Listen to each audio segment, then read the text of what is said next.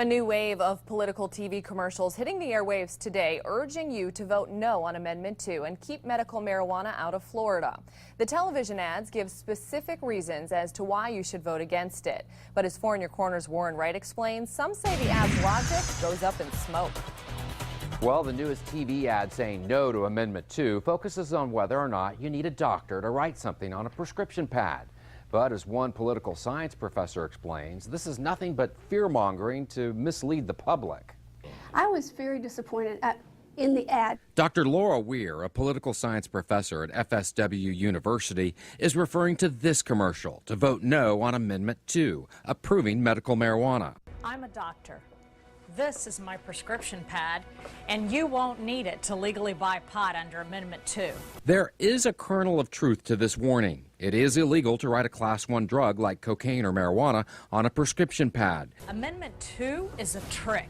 However, a representative for United for Care, which supports the medical use of marijuana, points out that a doctor will be required to write what's called a physician certification, which is a written document from the physician that diagnoses the patient with a debilitating disease or medical condition. Amendment 2.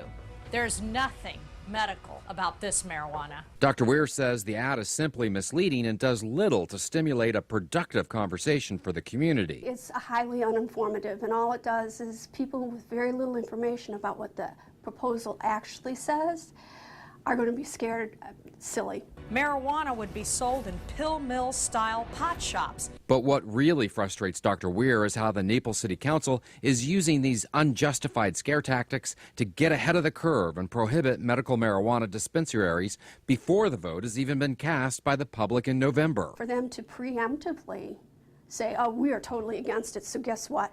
Whether you want this or not happening, it's not happening here.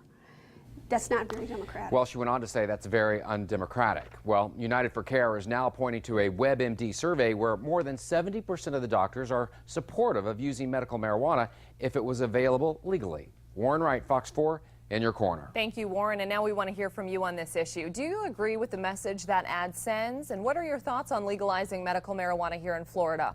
Voice your view when you call us at 206-FOX-4, or you can always email us news@fox4now.com. We are just